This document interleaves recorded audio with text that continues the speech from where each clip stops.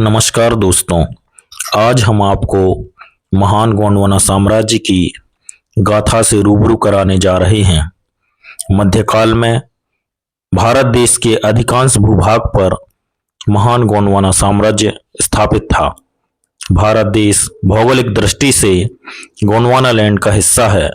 यहाँ पर निवास करने वाली बहुसंख्यक गोंड जाति के साम्राज्य वैभव के कारण इस भूभाग का नाम गोंडवाना लैंड पड़ा। गोंड राजाओं ने भारतीय जनमानस पर लगभग 1750 वर्ष शासन करते हुए अपने स्वाभिमान, धर्म, संस्कृति, परंपरा, इतिहास और धरोहरों को अक्षुण्ण बनाए रखने के लिए अपना सर्वस्व न्यौछावर किया। प्रकृति शक्ति बड़ा देव के उपासक रहे गोंड राजाओं ने अपने पैतृक संस्कारों और प्रजापालक कर्तव्यों का भली भांति निर्वहन करते हुए गोंडवाना के शासनकाल में शौर्य और कीर्ति के कई नए आयाम स्थापित किए। अगर अभी तक आपने हमारा चैनल सब्सक्राइब नहीं किया है तो चैनल को सब्सक्राइब करें ताकि नए नए वीडियो की अपडेट आपको मिलती रहे।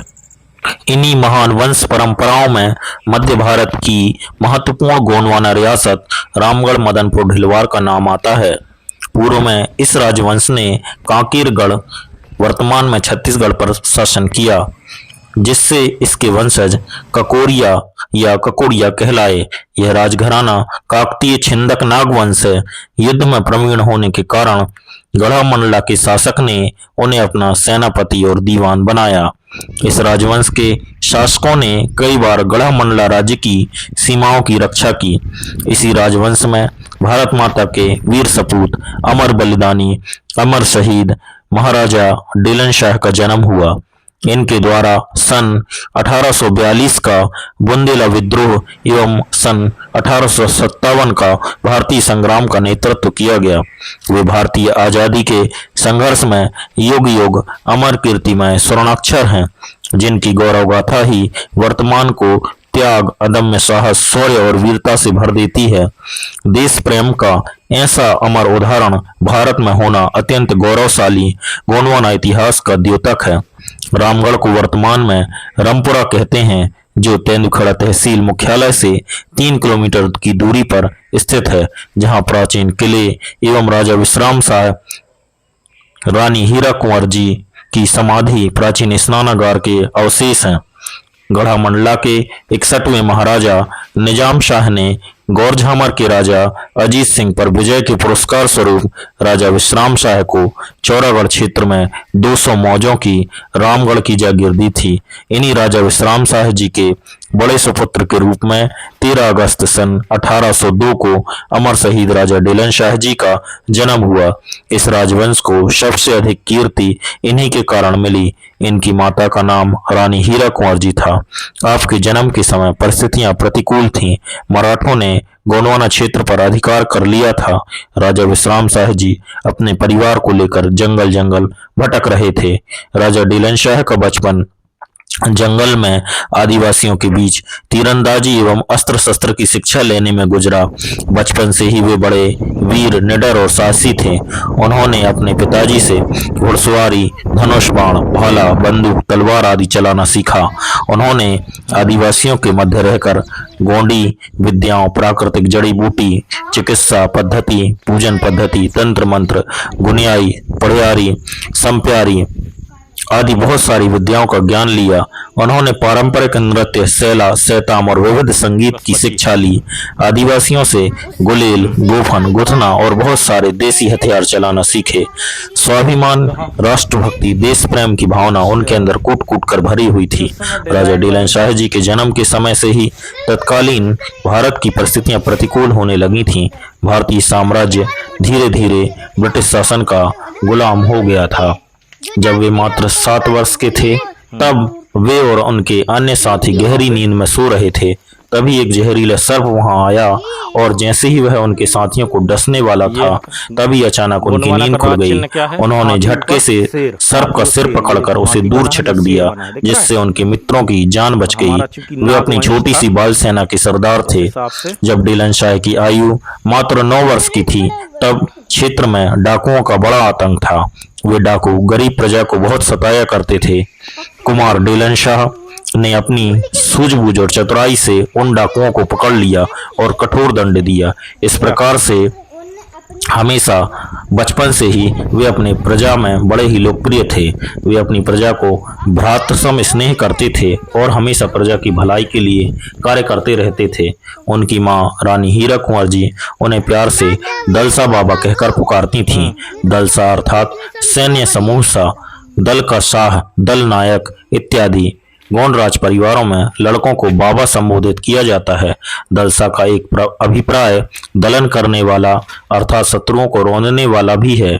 उपलब्ध साहित्य में राजा ढिलन को कई नामों से उल्लेखित किया गया है, जिनमें ढिलन शाह, ढिलन शाह, ढिलन शाह, डिलन शाह, डिल्लन शाह, दिलहन शाह, दिल्ली शाह, दलन शाह, दल शाह, दल शाह, विट्ठन शाह, दिल्ली शाह, दिली शाह, दाना बाबा आदि। परंतु इन सभी में उच्चारण बोध की समानता है। रायसेन जिले की देवरी तहसील के अंतर्गत ग्राम गोरखपुर में राजा ढिलन शाह दलसा बाबा का मंदिर है। समय बीतने के साथ राजा ढिलन शाह अस्त्र शस्त्र सहित समस्त विद्याओं में पारंगत हो गए। वे अचूक निशानेबाज थे। उन्होंने धर्म, अध्यात्म, लोक कल्याण की शिक्षा अपने माता पिता के सानिध्य में रहकर ग्रहण की। राजवंश की गरिमा उनके चेहरे पर साफ झलकती थी। उनके तेजस्वी चेहरे पर अदम्य साहस के भाव स्पष्ट दिखाई देते थे। उनकी वीरता के चर्चे अन्य बड़े बड़े राजाओं तक भी पहुंचे। सभी उनसे मिलने के लिए लालायित रहते। ढिलन शाह भी वीरों का यथोचित सत्कार करते थे। उन्होंने वीर योद्धाओं की छोटी सी सेना तैयार कर ली थी। नेतृत्व के गुण उनके रक्त में विद्यमान थे। स्वाभिमान और स्वतंत्रता का भाव उनके अंदर समाहित था। उनकी बातें सभी को अपनी ओर आकर्षित करती थीं। ग्रामीण और मित्र उनका बड़ा आदर किया करते और अपना उद्धारकर्ता मानते थे। अंग्रेजी हुकूमत धीरे धीरे संपूर्ण भारत में अपना प्रभुत्व स्थापित कर चुकी थी। अंग्रेजों की दमनकारी नीतियों से राजा, जमींदार, मालगुजार, किसान, मजदूर, सैनिक, आम जनता सभी वर्ग नाराज था। वे अंग्रेजों की आतताई नीतियों से अपने देश को छुटकारा दिलाना चाहते थे। शीघ्र ही नवयुवक और जोश से भरे राजा ढिलन शाह को अपनी वीरता प्रदर्शित करने का अवसर मिला। उन्होंने 1812 में अपने पिता के साथ चौरागढ़ का गुप्त खजाना लूटा। दूसरी बार सन 1818 में चौरागढ़ का किला हथियाने का प्रयास किया। इस युद्ध में राजा ढिलन शाह ने जमकर अपनी वीरता दिखलाई। उन्होंने किले से अंग्रेजों के यूनियन जैक झंडे को उतार फेंका। हालांकि वे असफल रहे। तब राजा ढिलन शाह ने बिखरी हुई सैन्य ताकत को संगठित करने का कार्य किया और स्वतंत्रता के प्रति जागरण का बीड़ा उठाया। उन्होंने महाराजा संग्राम शाह द्वारा बनाए गए तालाब का जीर्णोद्धार कराया, जिसे अंग्रेजों ने पारसमणि के चक्कर में तोड़ दिया था। इस युद्ध में राजा ढिलन शाह की मित्रता चीचली दिलहरी के नरवर सिंह से हुई। वे उन्हें अपने साथ मदनपुर ढिलवार ले आए। जब राजा ढिलन शाह युद्ध अभियानों में बाहर जाते तो नरवर सिंह की जिम्मेदारी में अपनी स्टेट छोड़ जाते। सन 1836 में राजा ढिलन शाह ने क्षेत्र को आजाद कराने के लिए चौरागढ़ क्षेत्र पर पुनः हमला किया। इस बार कुछ समय के लिए किले को जीतकर सारा गुप्त धन अपने कब्जे में कर लिया। चूंकि राजा ढिलन शाह के पिता गढ़ामंडला साम्राज्य के सेनापति रह चुके थे, इसलिए उन्हें सारी गुप्त संपत्तियों की जानकारी थी। यह गुप्त खजाना बहुत अधिक था। राजा ढिलन शाह ने खजाने को सैकड़ों हाथियों और घोड़ों पर लाद कर जंगल के रास्ते छिंदवाड़ा जिले के तामिया क्षेत्र में निकल गए। उन्होंने माहौलझर जागीर में इमली के बगीचे में पड़ाव डाला, जो कि हर्रई राज परिवार का हिस्सा था। यहाँ उन्होंने 16 एकड़ का तालाब खुदवाया और इसके अंदर 7 कुएं खुदवाकर सारी संपत्ति सुरक्षित रख दी। इस तालाब के एक बुर्ज को पत्थर की बड़ी चट्टान से ढक दिया। इस चट्टान पर आज भी राजा ढिलन शाह राजा मदनपुर ढिलवार लिखा हुआ है, जो वक्त के साथ पानी के बहाव के कारण धूमिल होता जा रहा है। यहाँ राजा ढिलन शाह और ठाकुर बाबा की वर्ष में 2 बार पूजा होती है। माहौलझर जागीरदार साहब ठाकुर सूर्यभान शाह जी के वंशज और समस्त ग्रामीण इस परंपरा को निभाते हैं। इस अभियान में राजा हर्रई सोनपुर के दीवान चैन शाह का भी सहयोग रहा। जब पिंडारियों को इस खजाने के बारे में पता चला तो उन्होंने राजा ढिलन शाह की मदनपुर ढिलवार स्टेट पर आक्रमण किया। तब नरवर सिंह ने पिंडारियों से किले की रक्षा की थी। जब राजा ढिलन शाह इस अभियान से वापस लौटे तब उन्होंने नरवर सिंह को बहादुरी के लिए पुरस्कृत किया। और अपनी सेना का सेनापति लेफ्टिनेंट नियुक्त किया। सन 1842 में सागर नर्मदा क्षेत्र में ब्रिटिश प्रभुसत्ता के विरोध में एक भयानक विद्रोह हुआ। क्योंकि इस विद्रोह की शुरुआत बुंदेला ठाकुरों, चंद्रपुर के जवाहर सिंह, नरहट के मधुकर शाह और गणेश जी द्वारा की गई थी, इसलिए इसे बुंदेला विद्रोह कहा जाता है। इन बुंदेला ठाकुरों पर सिविल न्यायालय सागर द्वारा डिक्री तामील की गई थी। उन्होंने इसका विरोध किया और पुलिस चौकियों पर हमला कर दिया। विद्रोहियों ने खुरई, खिमलासा, नरियावली, धामोनी तथा सागर नगरों को लूटा। इस विद्रोह में बुंदेला, गोंड, राजपूत और लोधी राजाओं ने बढ़ चढ़कर हिस्सा लिया। अंग्रेजों की दमनकारी नीतियों से यह वर्ग विशेष रूप से नाराज था। यह विद्रोह दावानल की तरह उत्तरी क्षेत्र के विस्तृत भूभाग पर फैल गया। ब्रिटिश सेना अफगानिस्तान में बुरी तरीके से परास्त हो गई थी। इसमें ब्रिटिश सेना के 16,379 सशस्त्र सैनिक मारे गए थे। अतः उनकी स्थिति भारत में बेहद कमजोर थी, जिसका फायदा यहाँ के विद्रोहियों ने उठाया। मदनपुर ढिलवार के गोंड राजा डीलन शाह, हीरापुर के राजा हृदय शाह, जैतपुर के राजा परीक्षित, चिरगांव के जागीरदार बसंत सिंह, झीजन के दीवान देशपत बुंदेला आदि बुंदेला क्रांति के पूर्ण नायक थे।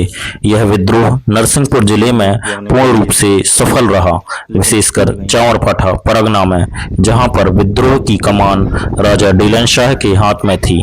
बमनी के दीवान पृथ्वी सिंह को छोड़कर इनके साथ अनेक भूमि स्वामी और गोंड राजा सम्मिलित हुए। सर्वप्रथम उन्होंने देवरी किले, चावरपाठा किले तथा इसके संपूर्ण क्षेत्र पर अधिकार कर लिया। चावरपाठा दुर्ग में उन्होंने वहां के प्रमुख देवी देवताओं की पूजा की एवं ब्राह्मणों को भोजन कराया। बरमान में उन्होंने नायब तहसीलदार पर गोली चलाई और त्र्यंबक राव को चावरपाठा तथा बरमान का आमिल नियुक्त किया। वहां से वे सुअतला तथा महाराजपुर की ओर बढ़े और इन स्थानों पर सरलता से अधिकार कर लिया। अपनी स्थिति सुरक्षित बनाने तथा विजय क्षेत्रों की स्थिति सुदृढ़ करने के लिए उन्होंने महत्वपूर्ण नायक थे। यह विद्रोह नरसिंहपुर जिले में पूर्ण रूप से सफल रहा, विशेषकर चावरपाठा परगना में, जहां पर विद्रोह की कमान राजा डीलन शाह के हाथ में थी। बमनी के दीवान पृथ्वी सिंह को छोड़कर इनके साथ अनेक भूमि स्वामी और गोंड राजा सम्मिलित हुए। सर्वप्रथम उन्होंने देवरी किले, चावरपाठा किले तथा इसके संपूर्ण क्षेत्र पर अधिकार कर लिया। चावरपाठा दुर्ग में उन्होंने वहां के प्रमुख देवी देवताओं की पूजा की। बरमान में उन्होंने नायब तहसीलदार पर गोली चलाई और त्र्यंबक राव को चावरपाठा तथा बरमान का आमिल नियुक्त किया। वहां से वे सुअतला तथा महाराजपुर की ओर बढ़े और इन स्थानों पर सरलता से अधिकार कर लिया। चावरपाठा के पश्चात एक भी गोली चलाए बिना उन्होंने तेंदुखेड़ा पर अधिकार कर लिया। नरसिंहपुर का तहसीलदार उन्हें देखते ही भाग खड़ा हुआ। नरसिंहपुर जिले के चावरपाठा परगने की स्थिति अत्यंत बिगड़ी। 16 अक्टूबर 1857 को अर्शखान ने मध्य प्रांत के लेफ्टिनेंट गवर्नर को पत्र लिखकर बताया कि अनेक ठाकुरों तथा पठान सरदारों ने हाल ही में विद्रोह कर दिया है और अपने साथियों के साथ मिलकर उन्होंने हमारे बड़े ग्रामों को लूट लिया है और पुलिस थानों पर अधिकार कर लिया है। डिप्टी कमिश्नर मद्रास रेजिमेंट की कमजोर टुकड़ी की सहायता से अधिक अपने स्थान की और अपने जिले के उस भाग की ही रक्षा कर सकता है जो नर्मदा के दक्षिण में है। अगर नर्मदा के दक्षिण क्षेत्रों के सरदार भी विद्रोह कर दें, जिसकी उसे पूरी आशंका है, तो वह अपने समृद्ध जिले की रक्षा नहीं कर सकेगा। कैप्टन टर्नन 28वीं मद्रास देसी पैदल सेना की 2 टुकड़ियों, 2 तोपों, हैदराबाद रिसाले की 2 टुकड़ियों, कुछ घुड़सवार पुलिस और कुछ साधारण पुलिस, कुछ तोड़दार बंदूकधारियों, सागर की गश्ती टुकड़ियों के साथ विद्रोहियों का सामना करने के लिए आगे बढ़ा और उसने उन्हें राहतगढ़ की ओर खदेड़ दिया। लौटकर उसने मदनपुर पर धावा बोला और 17 जनवरी 1858 को राजा डीलन शाह के सुपुत्र क्रांतिकारी कुंवर रघुराज शाह और लाल शाह एवं नाती चित्रभान शाह को 15 लोगों के साथ पकड़ लिया और उन्हें फांसी दे दी। राजा डीलन शाह को पकड़ने के लिए कैप्टन मैसेंटायर, लेफ्टिनेंट रियाल, डॉक्टर ब्रेडले तथा कैप्टन टर्नन के नेतृत्व में एक बड़ा अश्वारोही दल मदनपुर पहुंचा तथा अंततः 16 मई 1858 को राजा डीलन शाह जी को पकड़ लिया। डिप्टी कमिश्नर ने स्पेशल डिप्टी कमिश्नर के रूप में उन पर मुकदमा चलाया और उन्हें उनके ढिलवार किले के पीछे बरगद के पेड़ से लटकाकर फांसी दे दी। जब उन्हें फांसी पर लटकाया गया तो उनको फांसी ही नहीं लगी। और वे उसी अवस्था में 3 दिवस 3 रात फांसी पर भूखे प्यासे लटके रहे। ऐसी किंवदंती है कि उनके पास कोई सिद्ध जड़ी थी जिससे ना तो उनको गोली लगा करती थी ना ही फांसी। गोली उनके शरीर से लगकर उचट जाती थी। अपना परिवार बिखरने से और कहीं से सहायता की उम्मीद न पाकर निराश होकर उन्होंने अंग्रेजों को अपना गुप्त राज बता दिया और अंग्रेज अधिकारी से चाकू मंगवाकर अपनी जांघ चीरकर वो जड़ी फेंक दी और भारत माता की जय बोलते हुए अपने प्राणों का उत्सर्ग कर दिया। बरगद के पेड़ के स्थान पर 1961 में कलेक्टर श्री MP सिंह द्वारा शहीद स्मारक स्तंभ बनाया गया है। नगर परिषद तेंदुखेड़ा में भी वार्ड क्रमांक 14 का नामकरण अमर शहीद राजा डीलन शाह के नाम पर रखा गया है। भारत के ऐसे महान स्वतंत्रता संग्राम सेनानी अमर शहीद गोंड राजा डीलन शाह जी के चरणों में सत सत नमन। जय हिंद। वीडियो अच्छा लगे तो वीडियो को लाइक करें, कमेंट करें और चैनल को सब्सक्राइब करें। धन्यवाद।